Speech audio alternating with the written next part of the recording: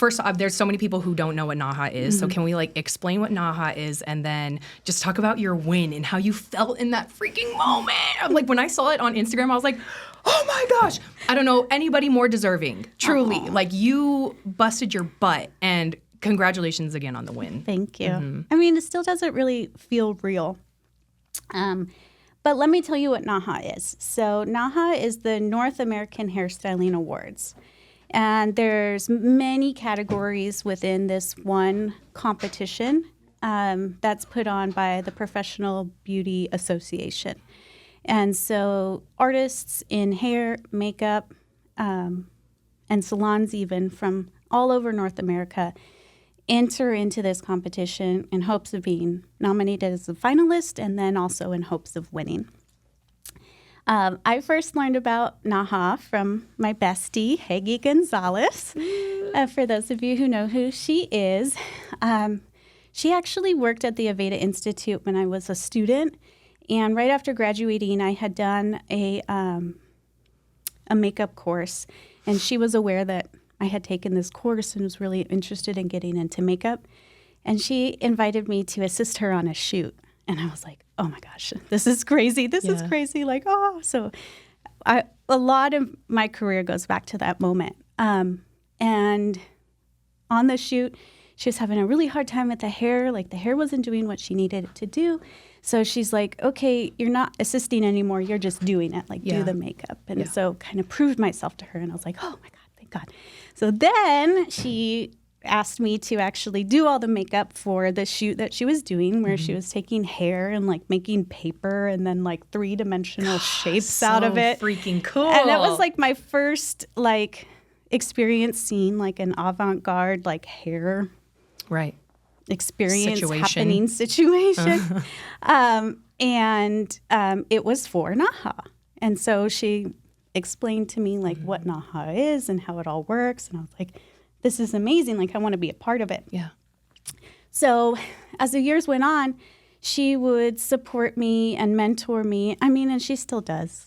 Like, she's amazing in terms of that, right? In creating my own collections for entry into Makeup Artist of the Year category. And before last year, gosh, I've lost count how many times I entered. I want to say at least 10 times. I love that. At least. Like, and you know, every year I'd be like, I'm going to just try. I'm going to shoot my shot. Like you kept getting no's until you got a yes. That's great. Exactly. It's like, you know, it's easy in this industry, in this world to just be like, you hear no so many times that you just like, oh, why do I even try again? But I guess I always just tried again because I loved the process. Yeah. And I mean, even if nothing else, I had something with my name on it that always came together as a result of an amazing team of artists. Yeah. You know, models and photographers and hairstylists and whatnot. And so in 2024, it was really, really unique because the collection that I created was inspired by a student collection for Student Hairstylist of the Year. Her name is Morgan Werner, and she is from Avondale, Arizona. And she participated in the experience that we have through the Inspire Greatness AVEDA Institutes, where we mentor people to create a collection to enter into that category. And I was like, Morgan, can I do something weird? Hey, Morgan, let me just pitch an idea to you. So it's all, I'm going to put eyebrows like the Hey Arnold girl. Yeah, Helga G. Pataki.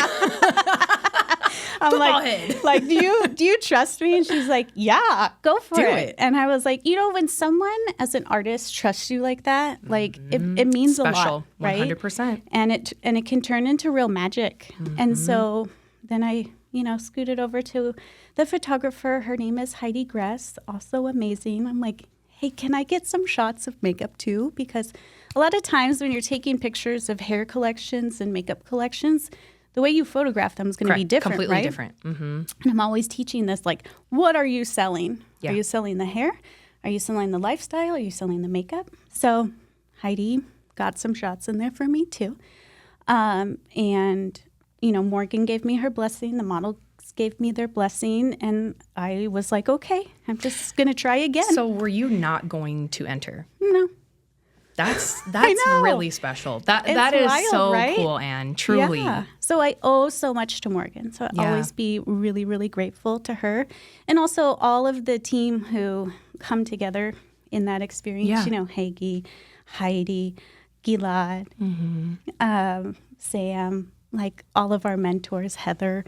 And that's who was there, you know, with me at the awards. So, okay, the ceremony happens, and that was in Orlando.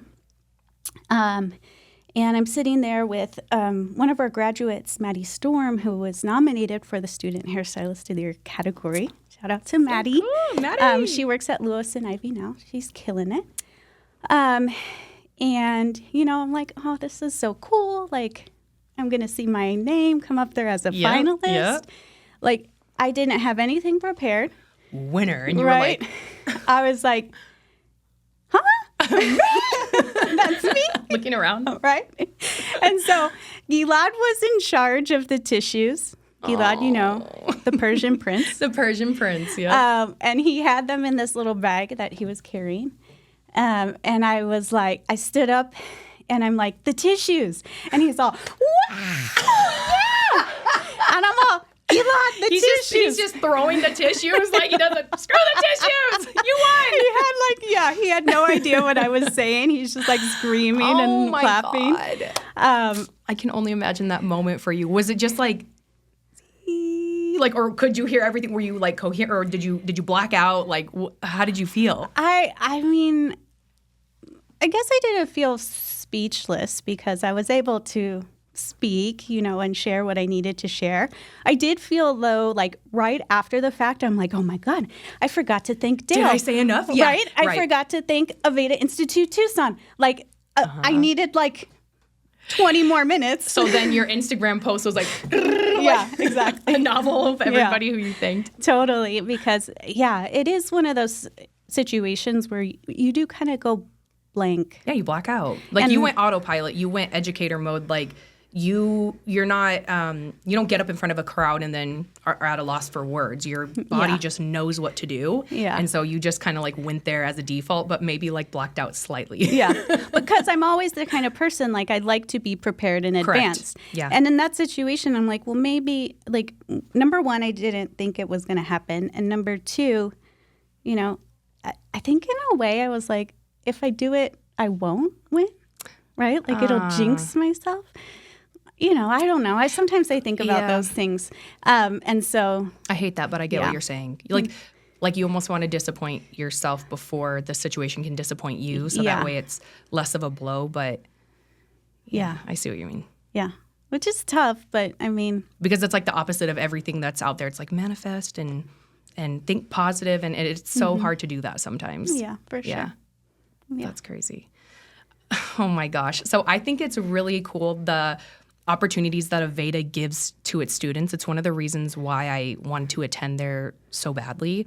They have the opportunity of participating in NAHA, as well as New York Fashion Week and London Fashion Week. Is that all the things that AVEDA students can participate in? Yeah, so we've had to, since like COVID happened, we've kind of had to scale back a little bit. And New York Fashion Week and London Fashion Week, they kind of,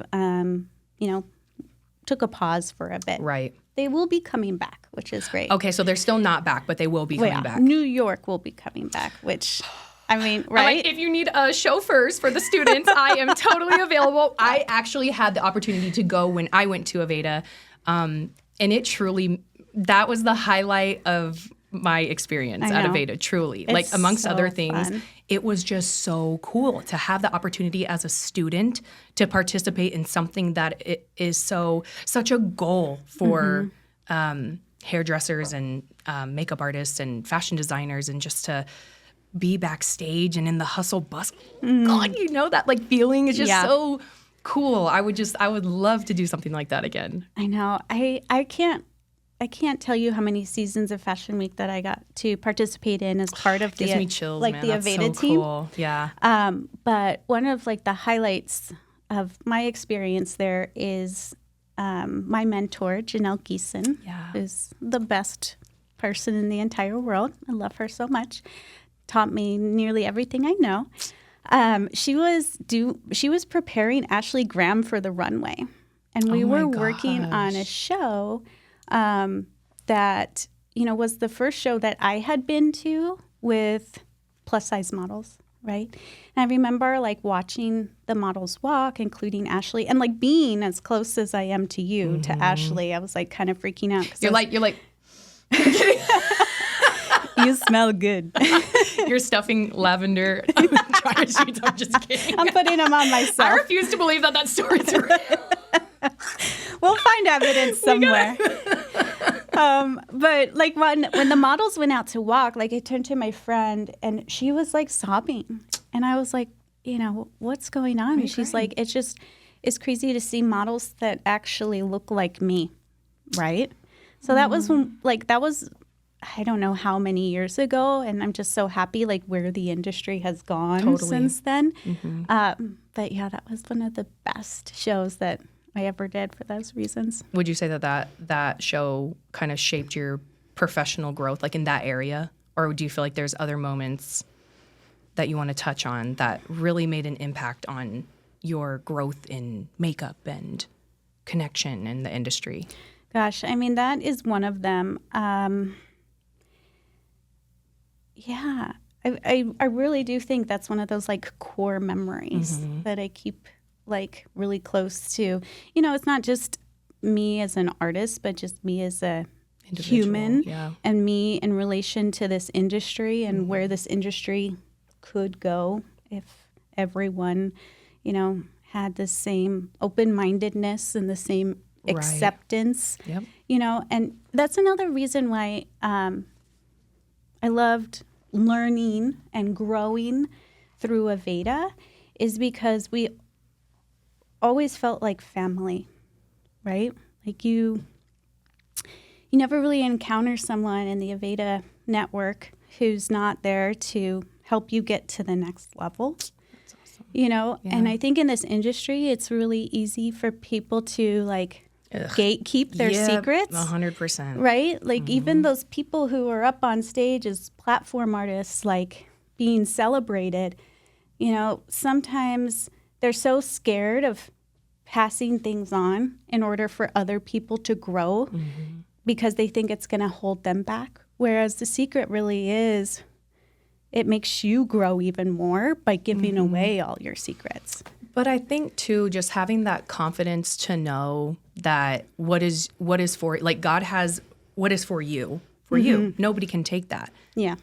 And just knowing that and truly believing it is, I feel like, the biggest difference, But this industry can be very toxic, very gatekeepy, very competitive. And that's kind of like one of the main reasons why I wanted to start this podcast and really give a focus on the beauty industry and uniting people and just sharing information and growth stories and experiences. And just because when you don't know something, that's where the fear is bred, out of a lack of knowledge. And so when we can share things with each other and, that's probably why there's so many of your students that are so much further along is because there's access to so much information now. So they're coming in with that, the things that everybody else has shared with their experiences, they know that. And so they're ready to learn from that level whereas like when we came in, YouTube and all of that wasn't like a huge thing, for sure. And that's another reason why I love this industry, but also something that I don't think people understand is there's a place for everyone. Totally. Right? Like another makeup artist isn't my competition. No. Right? Because I have my own vibe, I have my own aesthetic, I have my own, secret sauce. Yeah, and what I like to do. And, if someone doesn't need that for their purposes and doesn't book me, that's okay because there's so-and-so here that does do that, right? And you can refer out, which is really great about like networking within this industry is like, hey, if you don't like me or if I'm too loud, because like my personality can be too much. Some people like to come to their hair service and chill and just like be zen. And I can be that. But, you know, there's other artists who like that's them through and through. Is this kind of like a zen? I'm more of like you come in and it's a party and we're talking, and that's, you know, my clients come to me for that. Yeah. But it's not that, you know, you find the people and the techniques that work best for you, and that's okay. You know, if it doesn't, that's okay, because I know that, like I said, what God has for me is going to be for me. Yeah, none is no better than the other. No, just different. Yeah. Yeah, I love that. I saw my blush on the screen, and I was like... It looks great. What are you talking about? Okay, now I'm like... I'm having a major blush moment today. It looks great. I'm like Sabrina Carpenter. You're like, please. Well, every time I've been doing my makeup, and then you're a makeup artist, so I'm like, I'm really... This morning I was like, I'm going to fucking focus here. And I woke up and I had like a little on my chest, and I'm like, oh, can't even no, see it. man. You know what I really wanted to wear? So I don't know. I've told a few people this, but Anne was the first interview that I did on camera, but it was when I was doing the filming myself before I crossed paths with LTD Media, and David saved my life. I filmed the podcast with Anne, and my camera shut off like 30 minutes into it. And so I gave you a gift, you left, and I was like, ran back to the camera, and it says audio or video has shut off automatically. And I was like, no. I'm like, wow, what am I going to tell Anne? Like, oh my gosh, I just wasted her time. But all that to say, you were wearing this really cute charmed necklace. Yeah. Oh my gosh. And I want to shout her out because that was so cute. And I wanted to wear my charm necklace today because I remember I woke up with that little thing. But I didn't, because it just didn't fit the vibe. And I thought you were going to wear your charm necklace today. And you have such a cute necklace on right now. But who designed the necklace that you I literally had it on, and then I changed. You changed it? I should have kept it on. I also changed my outfit, so I was like, should I have worn the same thing? Anyway, my charm necklace is from Lauren of Sigfizz Designs. Sigfizz. I always want to call her Sigfizz. I don't know. Foods, yeah. Local Tucson maker, and has a studio over off of Fort Lowell and maybe Country Club, where you can go and you can design your own. She has a charm bar. Okay, I think that's so cool. Does she have like charm necklace nights or something like that? Like, can you know how people do like paint nights, and you get your bunch of your girlfriends and you go and you. So. That would be so fun. And also, fun fact, her husband's a tattoo artist, Hector, and he did this snake. Cool. Yeah. I love that. Yeah. He does it within that same building? Uh-huh. That's super cool. Yeah, they're cool people. Yeah. That's awesome. Tell me, do you have any advice for aspiring makeup artists, like coming into the industry, whether it be them freshly coming into the industry or looking to make a pivot within the industry? Yeah. Gosh, I have a lot. Yeah, let's dive in. No, we have time. Yeah, I want. I saved that one for we need a chunk of time for that. Yeah, I think that from my perspective of where I am in my career, hindsight is 20/20, and I also kind of take some things for granted because it was so long ago where I was in that position. But I think one thing to keep in mind is that just because there's a new way of doing things doesn't mean that you want to throw away the old way too. That's a really good piece, actually. So an example of that in our industry is thinking that just by creating an Instagram, you're going to have a full book. Yeah. Right? Say it louder. Say it louder for the people in the back. So that's one component of it. But, they're still your mom and all of her friends who need their hair done, who don't have Instagram, who are on Facebook, which will be me eventually. God, and I resist Facebook so bad. I hate it. I hate Facebook, and I don't care who knows it. And my husband's like, you need to get on. You need to get on Facebook. That is an untapped potential clientele. And I'll get on every once in a while, and I'll just have like a bunch of messages, and I'm like, God, these people probably think I'm such a jerk because they see me constantly probably posting on Instagram and then leaving them an unread message in Facebook. But you're right. But I mean, even if you didn't go that route, because I don't have Facebook, but it's like, well, where are these people who are talking to you on Facebook? You know, pull out the Rolodex. Yeah. And call these people up, or, you know, have an actual business card that, you know, mom can hand out to her bunco group. Like her bunco group.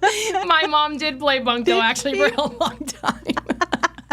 That's a good piece of advice. You're right. And I'll admit, I do kind of forget that sometimes, because there's such a strong emphasis on Instagram and like reels, and really like getting the word out about your business and what you're doing through that platform. And yeah, I forget that guerrilla marketing and face to that stuff, you know, matters too. You know, business cards. I mean, find a client in the grocery store, right? Like, oh my God, you're so beautiful. I'd love to do your hair. Here's my card. That's so funny. I'm like, that's it. I'm Instacarting because I freaking hate going to the grocery store. I actually really hate the grocery store too. I hate the grocery store. That's the quickest way to piss me off. Put me in the grocery store. I'm like, oh my God, with my cart. I'm like, trying to work on patience, and it's hard. It could be the grocery store. It could be the car wash. Do you like the car wash? I love the car wash. God, car wash too. I could take my hands off the wheel and just kind of sit back and let you know, take its course. No, my favorite thing is when you go very early in the morning and no one else is using the vacuums, because I have a theory that when the vacuums are not busy, they suck better. Me at 5 a.m. driving up to the car wash? That's a good theory. It's true. Everybody else is using the... I don't know if it's true, because I doubt that they're all connected, but it works really good in my head. So I'm going to keep thinking it's true. That's so funny. Tell me more advice, because I feel like that first one was like that was a banger. Yeah. Okay. So... I know you got more in there, Anne. Yeah. I'm like, I gotta like... She's like, hold on. Dig down deep. Make sure it's still smelling Stop! good there. Oh my God. That's Girl, it. It should be more embarrassing for me than it should for you. No, I swear I didn't do that. I'm going to stand by it. I didn't. No. I'm like, you're thinking of somebody else. It made me love you so much more. Let's see. What other advice? So I've talked about, like, don't forget, there's new school marketing, there's old school marketing. I think one thing that people don't really grasp about this career when first starting out is how hard it is. And that is why people burn out of it so quickly. And it's really important when you are at that point that you have people to fall back on. And that's why I always loved having my mentors like Hagee, like Brad Van Dyke, like Janelle Geeson, like everyone at AVEDA Institute Tucson. I mean, even look at Jackie Rinder, who still works behind the chair, like pumping it out religiously while she's also working full time. You know, like, you need the type of support system in addition to your friends and family who can help you along. You know, it's kind of like arm in arm. Let's keep going. You know, don't give up. You're gonna get through this, because you know, if you don't have that, and sometimes people find that like in the right salon. I was about to say, do you feel that right there would be the biggest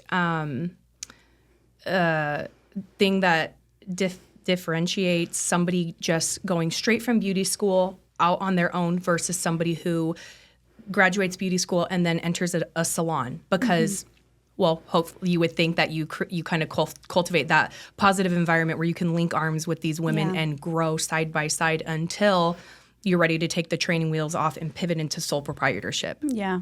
I think people, like, a lot of times I hear students come through and that is their goal, to be out on their own. Yep. But when it does come to the idea of how hard it's going to be, that adds another layer to it, because it's hard and you're also alone. Right. Right? And so depending on what your experience was up until this point, maybe you're just fine, right? Maybe you go out there, maybe you kill it, maybe you open your own salon 3 or 4 years out of beauty school. But I would say in general, it makes it more challenging to do it by yourself, Whereas if you have, you know, a salon that is holding you up and supporting you, well, and also teaching you how much actually it goes into working for yourself. Right? Yeah. Not everyone understands how much money and how much time and how much laundry and all of those things, you know, and you've been there. Sometimes I be taking my laundry home with me. Yeah. And you've done both. Yeah. Right? Yeah. And so I think that there's beauty in both of it, both ways, all options. I mean, I shouldn't say just both, like there's only two. There's so many different ways to do it. Different avenues, yeah. But yeah, you do need those people. Have you ever been off on your own, or did you went straight from Sephora, you pivoted right into AVEDA, you got your education, and then you went straight into educating and then growing with them. But you've never, I mean, you do have your makeup on the side. Yeah. With you have like a business and an LLC and all of that. No, I never, I never created my own like business entity. Whenever I've worked for myself, typically it was like on a 1099, like independent contractor type freelancing. And then otherwise I'd be booked and, you know, I worked directly for AVEDA under contract with them for a little while. And then everything else has been with the AVEDA Institute because, you know, I graduated and I was like, you're never getting rid of me. Yeah, I live here now. Here I am. And do you guys touch on stuff like that at AVEDA, like in the curriculum? Yeah, and I think that's one thing that, you know, it's not like the sexiest content. No. Right? And it's not like what everyone comes to learn. We're talking about taxes today. Yeah. I'm like, like, what's a 1099 versus a W-2? But it is arguably one of the most important parts of the curriculum. Correct. Even though at the moment it might be like, well, I'd rather do a brow lamination. I'd rather do like a partial foil again for the 50th time. I love partial foil. I've been doing it for 10 years and I could do that in my sleep. It's so, I don't know, that repetitiveness just calms me. That's my favorite thing I love to do is highlights. Yeah. All right. We'll be right back after this break. That was a smooth. You're getting there. It'll get better.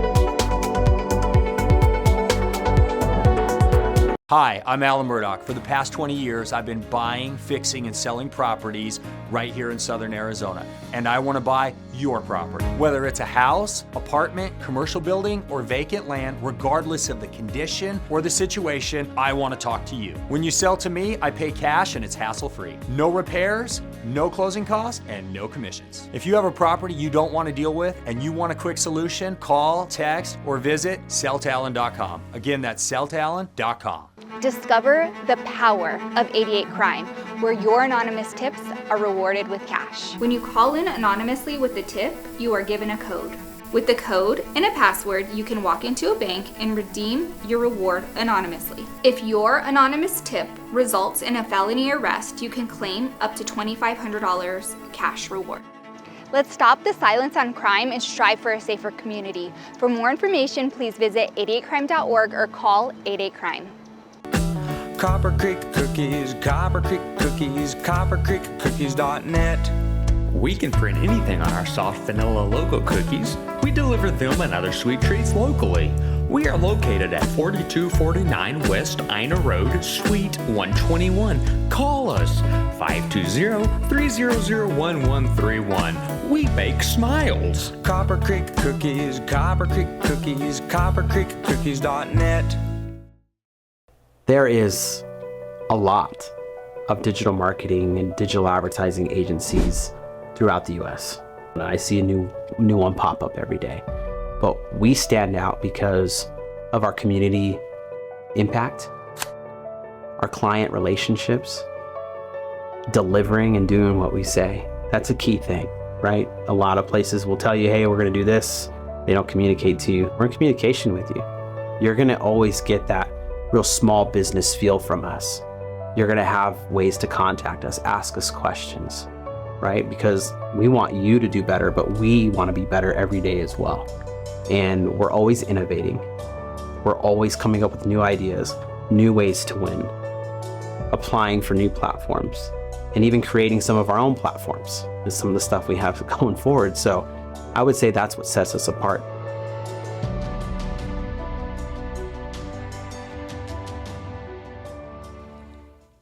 All right.